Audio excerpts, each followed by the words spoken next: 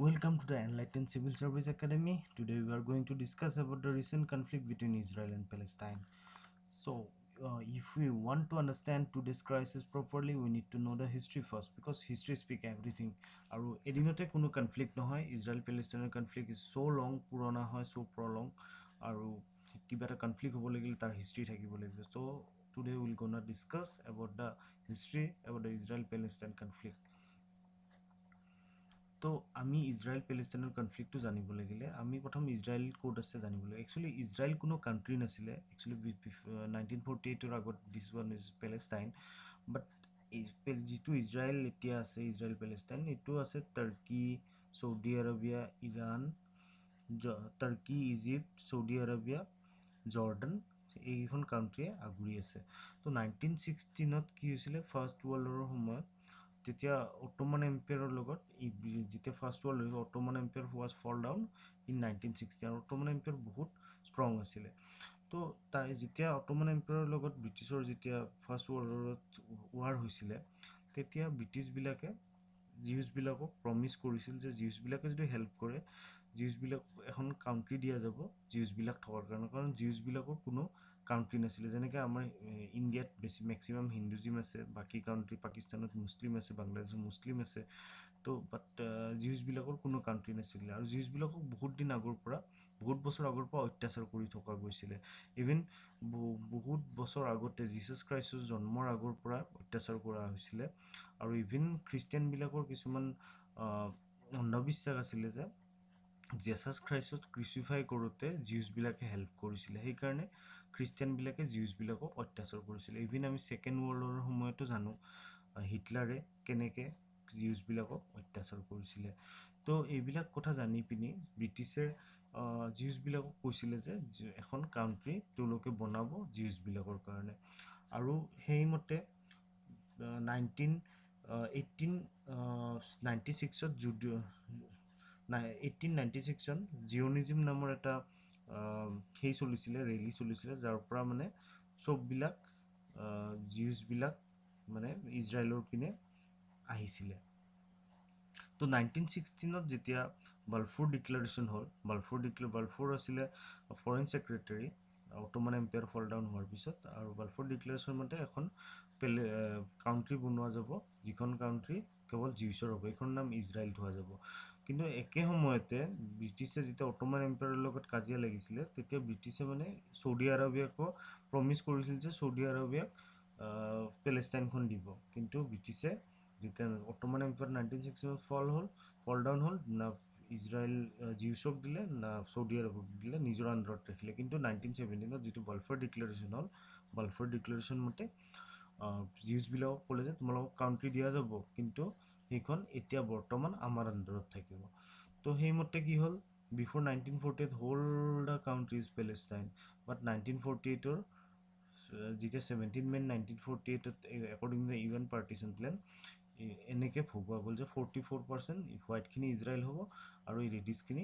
Palestine 48% পেলেষ্টাইনক দিয়া যাব বাট ডিভিজনটো এনেকৈ কৰা গ'ল যে দিয়াৰ মানে কনফ্লিক্ট পিছত হ'ব মানে তেনেকুৱা টাইপতে ডিভিজনটো কৰিছিলে তো এইপিনে চাওক এইখিনি কম জেগা ৰাখিছে আৰু ইপিনে গোটেই হোৱাইটখিনি ইপিনে ইজৰাইল আধা অংশ ৰাখিছে তো এনেকুৱা লাগে যে যিটো ইউএন পাৰ্টিশ্যন প্লেন আছিলে সেইটো মানে পিছত কনফ্লিক্ট আজিৰ যিটো কনফ্লিক্ট আছে ইউএন পাৰ্টিশ্যন প্লেনৰ কাৰণে হৈছে তো ব্ৰিটিছে কি কৰিলে ছেকেণ্ড ৱৰ্ল্ডৰ সময়ত এতিয়া ইউএন নেশ্যন এটা বনালে আৰু কিন্তু মানে কি হ'ল 8% যিটো 8% এৰিয়া আছিলে 8% এৰিয়াটো মানে ইউএনৰ আণ্ডাৰত দিছিলে কাৰণ যিটো জেৰুজালেম আছিলে যিটো 8% হয় তো সেইখিনি এৰিয়া কাৰণ ইউএনৰ ইণ্টাৰনেশ্যনেল লৰ আণ্ডাৰত দিছিলে কাৰণ মানে তাত তিনিটা ৰিলিজন যিটো আছে জুডিজিম মুছলিম এণ্ড খ্ৰীষ্টিয়ানিটি তাৰ তিনিটাৰ কাৰণে পবিত্ৰ হয় কাৰণ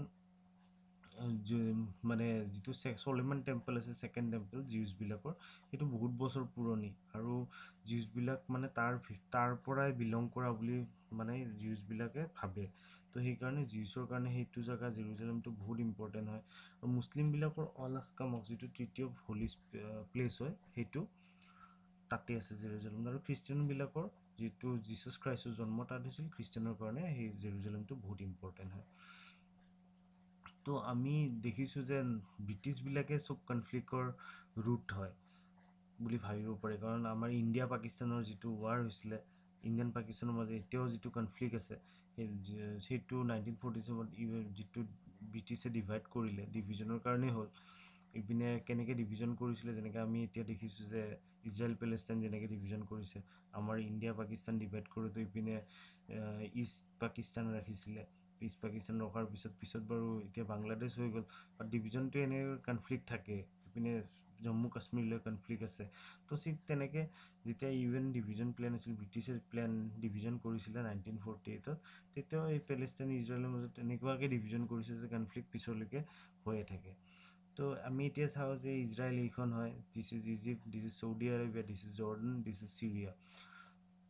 তো 1948-ত যেতিয়া ৱাৰ অফ ইণ্ডিপেণ্ডেঞ্চ হৈছিল, ৱাৰ অফ ইণ্ডিপেণ্ডেঞ্চৰ সময়ত ইজৰাইলে আৰ্মি বহুত কম আছিলে, বাট ইজৰাইলে এনেকৈ জিউছবিলাকে যুঁজিছিলে যে, কাৰণ মানে তেওঁলোকে they are fighting for their future, আৰু গোটেইখন কাউণ্ট্ৰিকে হাৰাইছিলে, যিটো ৱাৰ অফ ইণ্ডিপেণ্ডেঞ্চ 1948-ত কোৱা যায়। এইটো চাওক, historical Palestine, whole the country is Palestine. Now this is 1947 according to the UN partition plan. This green are the Palestine, and the white are the Israel. And 1967 এটা কথা জানিব লাগে যে 6 Day War হৈছিলে, গোটেইখন কাউণ্ট্ৰি একেলগে United হৈছিলে, 6খন country, আৰু ইজৰাইল অকলে আছিলে, বাকীকেইখন গোটেইকেইখন পেলেষ্টাইনৰ লগ হৈছিলে। বাট মানে ইজৰাইলে কি কৰিছিলে, এনেকৈ যুঁজিছিলে জিউছবিলাকে যে 1967 গোটেইখন কাউণ্ট্ৰিকে 6 দিনত হাৰাই পেলাই। চ' এইটোৰ পৰা গম পায় যে জিউছবিলাক বা ইজৰাইল কিমান ষ্ট্ৰংগাৰ কাউণ্ট্ৰি হয়। তো এইটো পাৰ্টিশ্যন প্লেন। এতিয়া চাওক, 1967 6 Day ৱাৰৰ পিছত কি হ'ল, পেলেষ্টাইনৰ এইখিনি অংশ ইজৰাইলৰ আণ্ডাৰত গ'ল, ওপৰৰ এইখিনি অংশ ইজৰাইলৰ আণ্ডাৰত গ'ল। তো মাজৰ এইখিনি অংশ ইজৰাইলৰ তাতে থাকিলে, আৰু এইটো ৱেষ্ট বেংক বুলি কয়, আৰু এইটো গাজা ষ্ট্ৰীপ বুলি কয়। গাজা ষ্ট্ৰীপ পেলেষ্টাইনৰ তাত থাকিলে, আৰু এইখিনি ৱেষ্ট বেংকখিনি থাকিলে, বাকীখিনি ইজৰাইলৰ আণ্ডাৰত গ'ল। তাৰপিছত যিমানে ইজৰাইল আৰু পেলেষ্টাইনৰ মাজত কনফ্লিক্ট হয়, যিমানে ইজৰাইলে যুদ্ধ জিকে, সিমানে পেলেষ্টাইনৰ এৰিয়াবিলাক অকুপাই কৰি গৈ থাকে। এইবিলাক দিছে হোৱাইট যিবিলাক স্পট আছে, দ'জ আৰ নাও আণ্ডাৰ ইজৰাইল গভৰ্ণমেণ্ট, আৰু যিখিনি গ্ৰীণ আছে সেইখিনি পেলেষ্টাইনৰ আণ্ডাৰত আছে। তো পেলেষ্টাইনী গভৰ্ণমেণ্টৰ আণ্ডাৰত থকা এই গ্ৰীনেৰী অংশ, এইখিনি অংশই এতিয়া গৈ পিনি 2020-ত বাচি আছে, বাকীখিনি চব ইজৰাইলৰ আণ্ডাৰত গ'ল। আৰু ইজৰাইলে এনেকুৱা কিছুমান ল ৰাখিছে, পেলেষ্টাইনে কোনো আৰ্মি ৰাখিব নোৱাৰে, পেলেষ্টাইনে কোনো ৱেপন ৰাখিব নোৱাৰে, পেলেষ্টাইন গভৰ্ণমেণ্টে।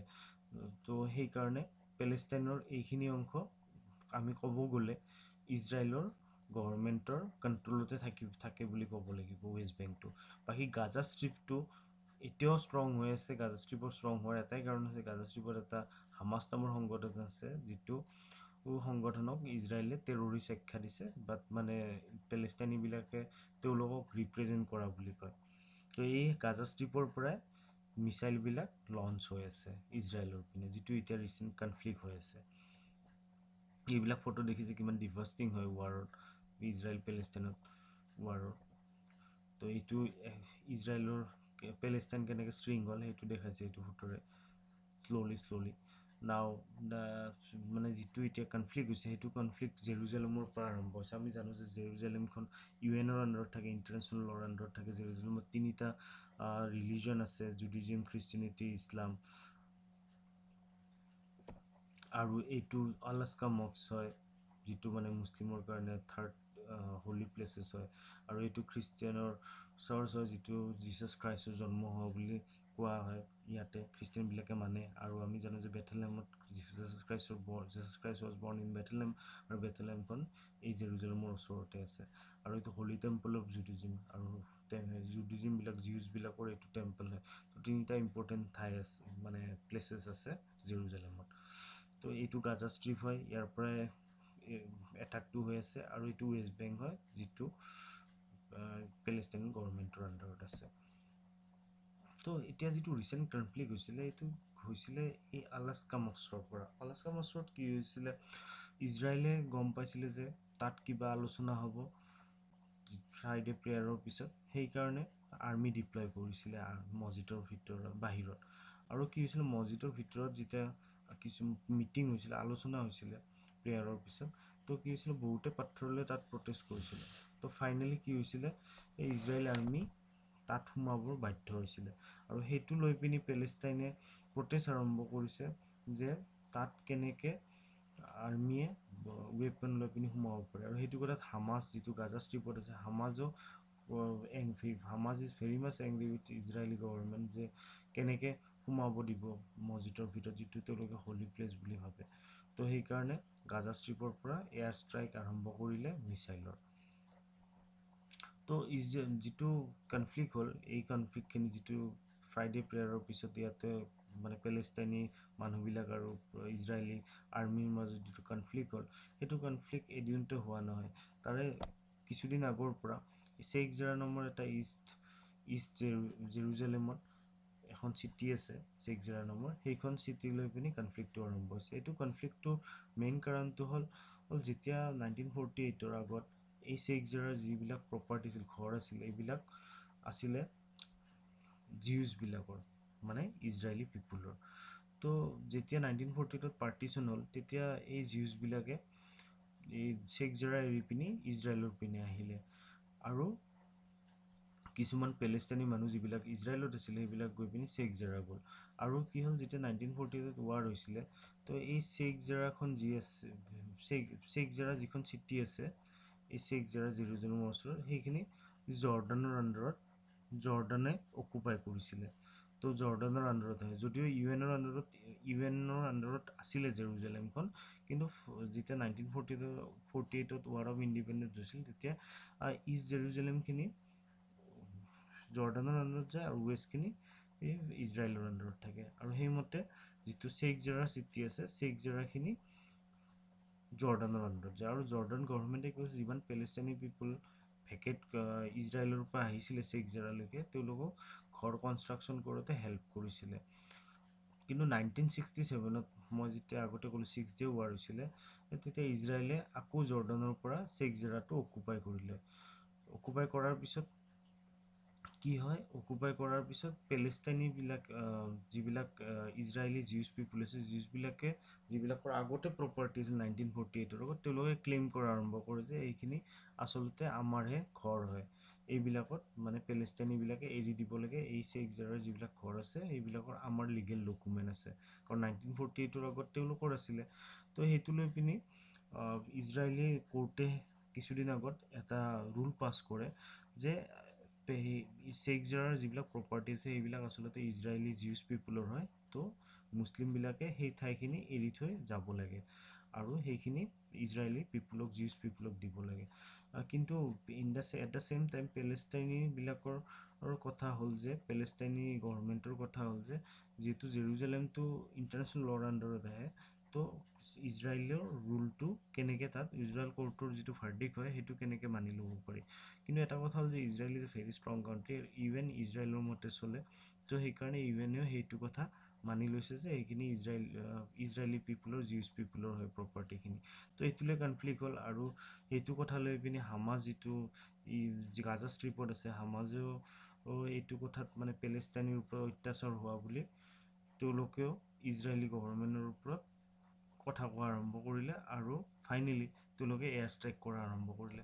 বাট এয়াৰ ষ্ট্ৰাইক যদিও কৰিলে গাজা ষ্ট্ৰিপৰ পৰা এৰাউণ্ড 1500 এৰাউণ্ড মিছাইল এৰিছে এতিয়ালৈকে গাজা ষ্ট্ৰিপৰ পৰা, কিন্তু মানে বহুত কম ক্ষতি হৈছে। সেইটো কাৰণ কম ক্ষতি হোৱাৰ এটাই বিশেষ কাৰণ হ'ল যে হামাজ সংগঠনে গাজা ষ্ট্ৰিপৰ পৰা পঠাই আছে ইজৰাইললৈকে যে ইজৰাইলৰ ডিফেন্স ছিষ্টেমটো বহুত ষ্ট্ৰং হয়।